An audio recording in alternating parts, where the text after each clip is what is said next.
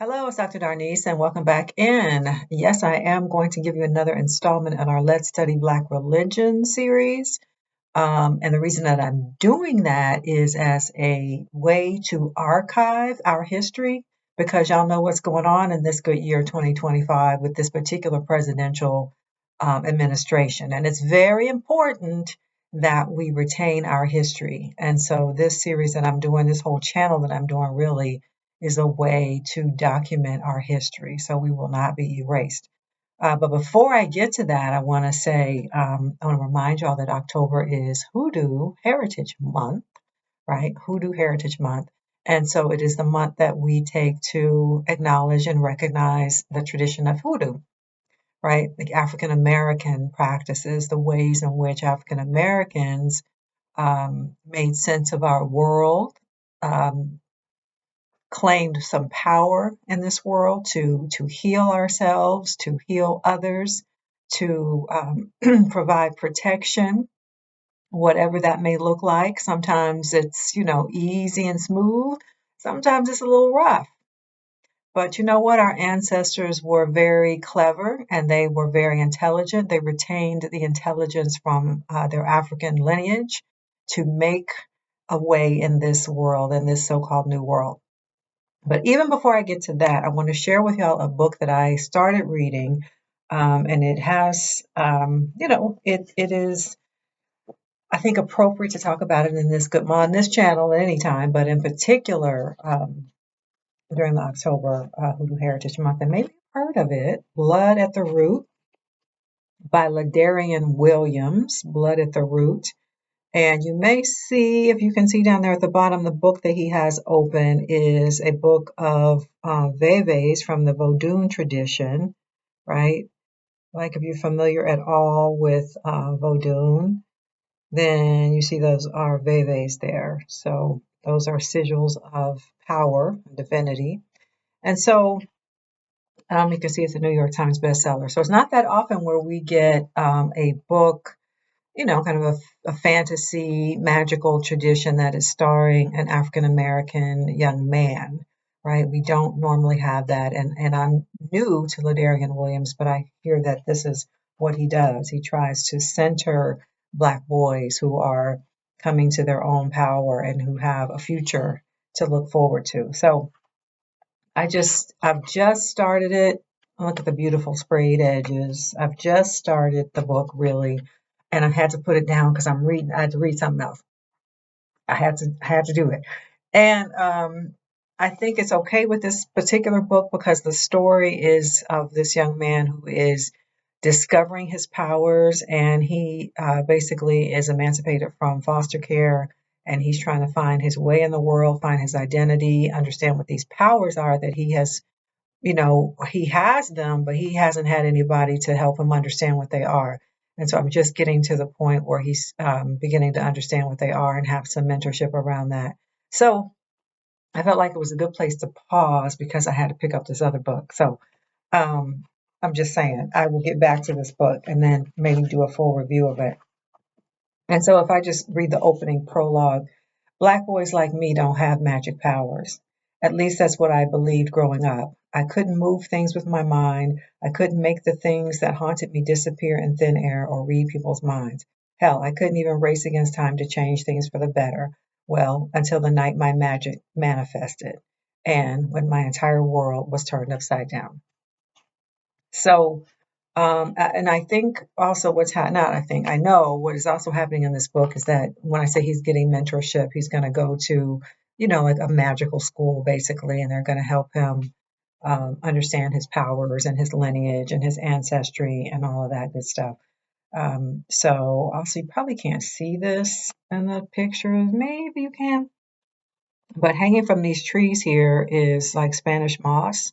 And so down here in Savannah, Georgia, where I am, the trees are covered in this Spanish moss, or different places in the South, in South Carolina, Louisiana, if you're in the swamp, right? So, and there's bottles hanging from the tree limbs as well. And so in Hoodoo, there is a tradition of using blue bottles to capture certain spirits that you don't want to like enter into your home.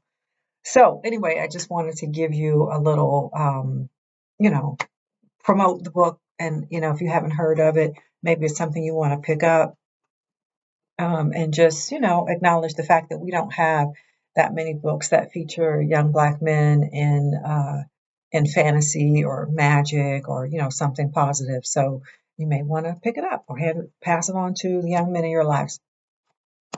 Okay, but what I'm getting to in this episode, when we talk about studying Black religion, I've made some episodes before. I know they're a little bit lengthy, but I'm I'm hoping to educate you on some of the traditions, on some of the scholars that you might not really know, and some of the books that you might not know about. Because essentially, I'm giving you a scholarly look at things, right? As if you were in a college classroom. And so these are not books that you would commonly come across, in a Barnes and Noble. You're probably just not going to find them in Barnes and Noble, because they're scholarly. They're like college texts. So if you went to a college college library or a college bookstore, you would find them. So I'm wanting to expose you to those. Uh, And again, because we live in the context in which we live now, and there is an attempt to erase our culture, our history, to revise history, to tell us what slavery was and what it wasn't, and, why don't we get over it, and, all the things. But we're not doing that. And whoever finds these videos will be like, well, what about her? Because she said, anyway, on today, I'm going to be talking a bit about this book, Slave Religion. And I know the first video I told you, and I've talked about it before on the channel, but in the first video of this series, I told you that you cannot do this type of work on Black religion without this book, Slave Religion by Albert Raboteau. It might be coming up backwards for you, sorry. Slave Religion by Albert Raboteau. The subtitle is The Invisible Institution in the Antebellum South. So, Slave Religion, the Invisible Institution in the Antebellum South. And this book is really about the ways in which African Americans became Christian under slavery, and the ways in which those African Americans turned it into something that empowered them. Right, because we're used to hearing, oh, Christianity is a white man's religion, and they gave it to us to subjugate us and all that. And yes, they did give it to us to enslave our minds, right, and to separate us from our traditions, and to brainwash us against our traditions into thinking that they are demonic or evil or what have you. But this book by Raboteau reminds us of the African in the Christianity that they were given, right? What did they do? They syncretized the traditions that they were given with the African retentions that they already had, right? So what is an African retention? Those cultural traits, those that history that is retained from African culture, right? What has been retained from African culture, right? What has been passed down, right, from those who just got off the ship to those who have been here for maybe a couple generations. What was passed down? Those are African retentions. Okay, so when you have those traditions, that mindset of being an African people, of being a free people, and then you meet up with a religion that is foreign to you, but you have to do something with it. You have to practice it, or you have to pretend to practice it. How do you do that? And so in this particular text, Albert Raboteau calls it the invisible institution in the antebellum South. Why? Because uh, the ways in which African Americans were practicing their Christianity, while maintaining the African culture, had to be hidden, right? So to white people, their real religious practices were invisible, right? So at night, the enslaved people would go out back. They would go out into the woods, into the hush harbor. Maybe you heard that term. They go out into the hush harbor and do their own versions of the spirituals. They would talk about what those spirituals really meant. What they're really about freedom. They're really about expressing our humanity. The spirituals are really about stressing the fact that, yes, God does care for us. God is concerned about us. And doesn't that story of Exodus in the Bible tell us that God does not like slavery? And surely God is going to do something about that. Now, you can't speak openly about that when you're an enslaved person on the plantation and you in the house cooking the food, or you in the field, you back and forth in and out of the house, whatever you're doing all day. You can't talk openly about that. I am somebody, right? Jesse Jackson gave us that, what, in the 80s? I am somebody. You couldn't say that walking around on the plantation, but you could sing a certain spiritual, right? And you and your people have already done exegesis on what that really means when you meet up in the hush harbor at night, right? And what I mean by exegesis is an academic term that means to interpret and get the original meaning out of it, right? So we would say exegete the text, right? So when you go to get a master's or a PhD in religion, you're going to exegete the biblical text. Again, that means to read it closely and learn to understand what it really meant in its historical cultural context. So any biblical scripture, right? What did it really mean in its historical cultural context? And that might be different from what you thought it meant or what your minister told you it meant, etc.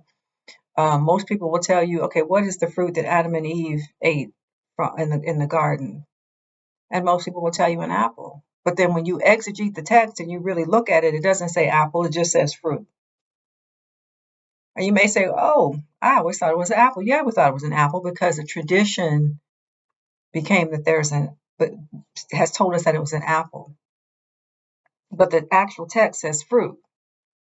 Okay, so what difference does that make? Well, it may seem to be a little thing, but when you meet with people who are literalists and they're trying to tell you that they believe what the Bible says, it is without error, right? And it is always correct and accurate. And then you say, well, why are you insistent that this is an apple? The Bible says it's fruit. And it may seem like a little thing, but then you begin to wonder, well, what else in the Bible is like that? What else have you told me? But it's not actually in the Bible. So we call it exegesis. To exegete the text means that we're going to do a close study of it and then do hermeneutics, which is an interpretation. You understand that what you're reading is an interpretation, right? This is the way these people lived in this particular context. This was the historical moment. This was the political system. This was the social cultural expectation of these people. This is why they use certain language in the Hebrew, in the Aramaic, in the Greek. So, see, it's a whole thing when you come to class, right? When you come to class to study religion, it's a whole thing.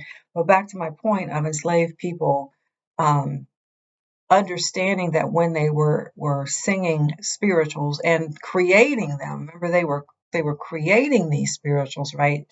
Freestyling, and they understood that there was a certain level, a layer, right? Subversive layers in these spirituals that they were creating, so that when they were in front of white people, they could just sing the lyrics, but everybody knew, right? It's a certain kind of slang. It's a certain kind of subversive language that we're using, and we don't want everybody to know our business. So we're going to sing this song, but we already have exegeted and we know what it really means. Somebody getting ready to run away. Or, grandma done put something in master's food. Everybody get your face right. Fix your face when we get up tomorrow and somebody says that massa didn't get up this morning. And we know sister so and so or grandma is in charge of the food. Everybody fix your face, and this is the song we gonna sing.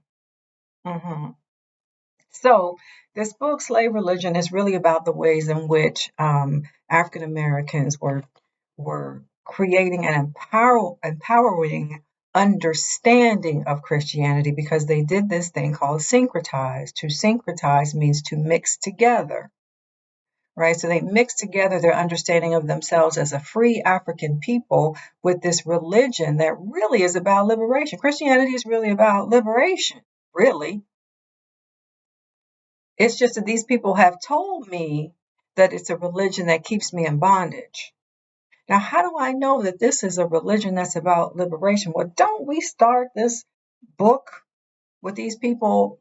Well, with God saying that it is good. God created the earth, right? And it was good. Number one. Number two, we get to Exodus, and God says to Moses, "Go tell Pharaoh, let my people go." What? So no, so slavery is not on God's agenda. Okay. So then we fast forward into, well, before we even fast forward, when you go through the prophets in the Old Testament, right? Those stories are all about liberation. God coming to the aid of those Jewish people to liberate them from whatever situation they were in. All throughout the whole New Old Testament, that's what it is. God showing up, right, repeatedly. And then the New Testament, then you got this man Jesus walking around, uh, really teaching and educating people who he had no business hanging around, right? Women, sick people, tax collectors, all the people who were marginal in the society. Jesus says, "Come on, hang with me." So he's doing subversive work of saying, I don't care what the social order says, or that you're not good, or you're not, you're not good enough. Come hang with me, because I'm gonna tell you another story. So enslaved people who were hearing these stories, because remember, most of them couldn't read, right? By far, most of them couldn't read, but they hear these stories, and they're like, "Oh, they tripping. Oh, I see. These people tripping because they're giving me the version of the story that says that I have to be obedient to my master, but I get it. I get it now, right?" And so, in slave religion, Albert Rabbitoe goes on to discuss the different ways that people did this in different parts of the New World. What did it look like in, let's say, in Haiti, right?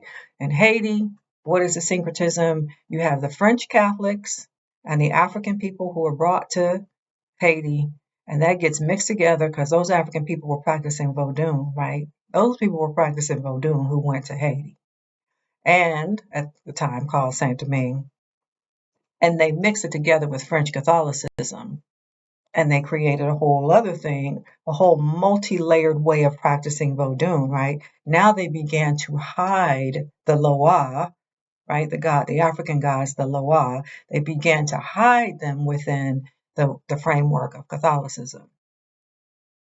So I could have, different figurines around my house of Catholic saints, but I understand that these are the African gods in masquerading as Catholic saints.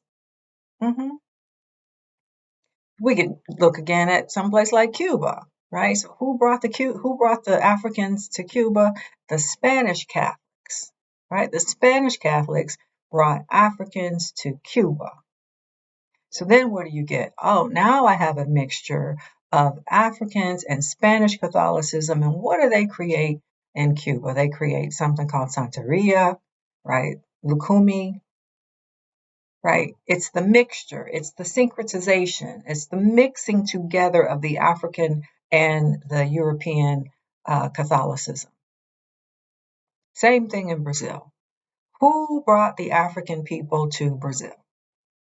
And you should see when I'm teaching this in class, people, they got to think. You got to think too, you got to think. Right? Who did that? Yeah, because I want you to have a visual of like the Middle Passage, right? Of Africa, the Atlantic Ocean, and then the New World. Who brought those African people across that water, and where did they land?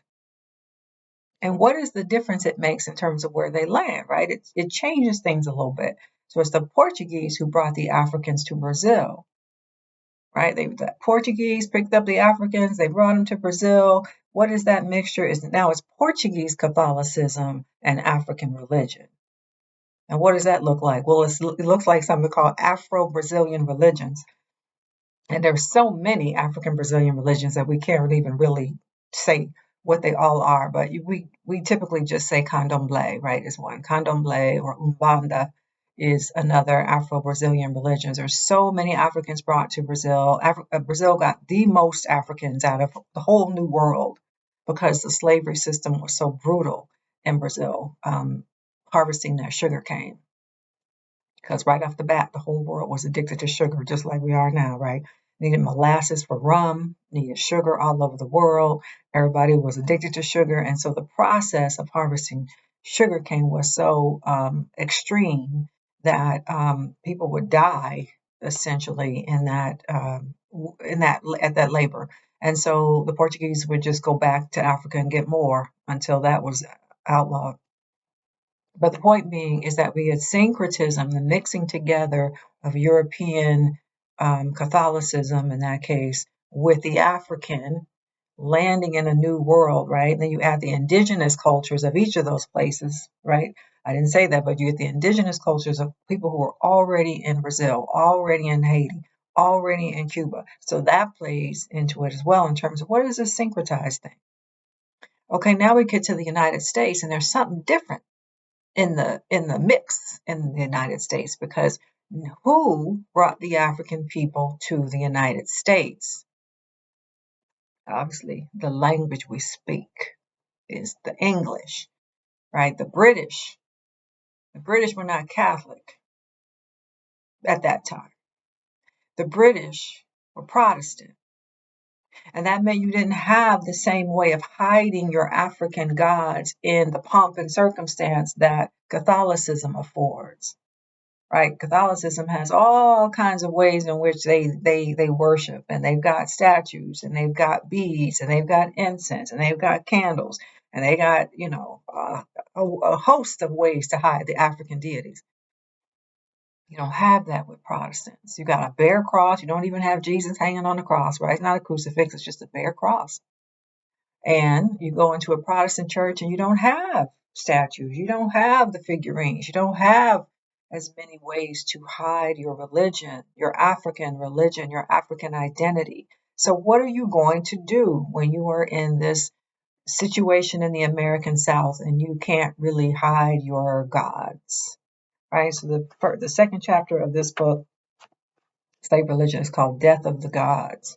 And so he proposes, or he really asks the question, are we really experiencing the death of the gods because the African people could not hide, Africans in the United States could not hide their religion. So what happened to it?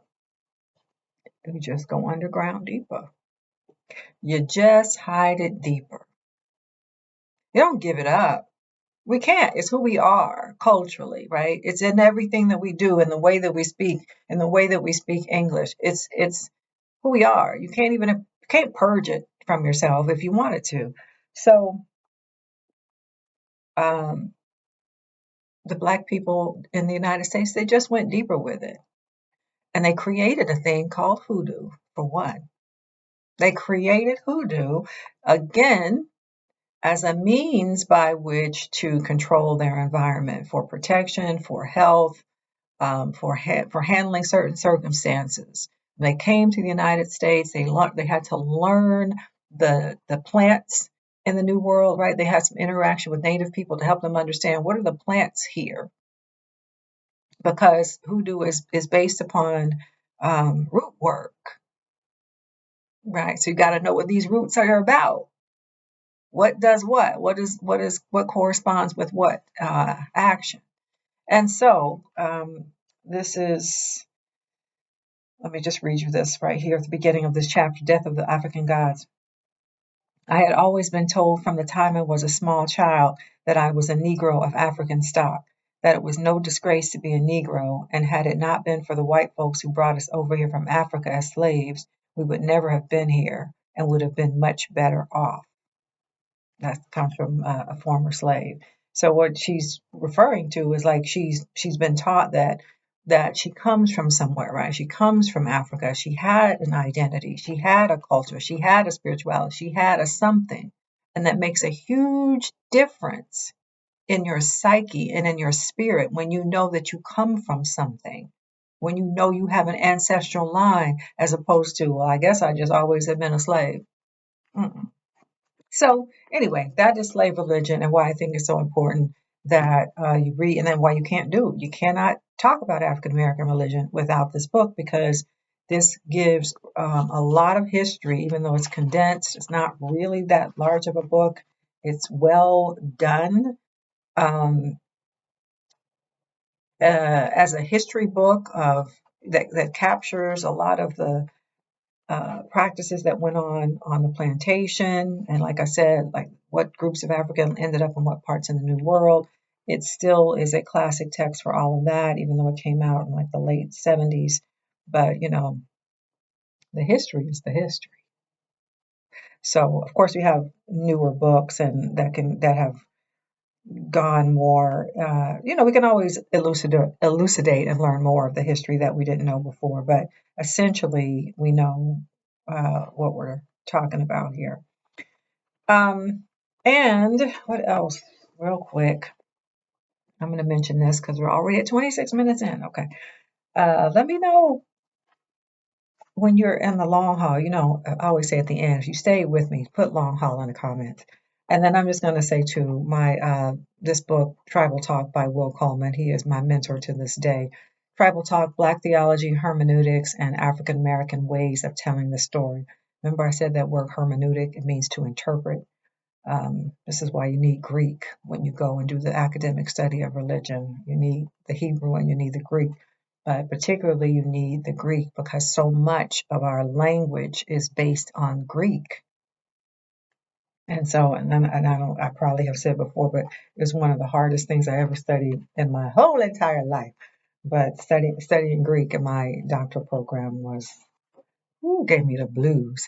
But anyway, so Tribal Talk is Will Coleman talking about Vodou and the ways in which Vodou, well, first of all, to talk about what Vodou is and to separate it from this idea of it being, evil or demonic. That is, part of the whitewashing that we get in our country and the world that says that, Africans had nothing. And this thing that they were doing when we found them just means that they were uncivilized and they didn't have real religion. As a matter of fact, they were doing something evil. So we know better than that in any case. So I'll probably come back and do a little bit more on this, but just to say that it is um, a way of introducing Vodou to in an academic way to a broader audience who really, one, might have been afraid of it from everything you've seen in a horror movie, um, and to help us distinguish, right? To help us to distinguish that what you've seen in a horror movie is just that, the makings of a horror movie, but it is not the actual African religion. So he goes on to really talk about what Vodou actually is and what power it has for us as African and African American people. So I'm going to wrap it up there.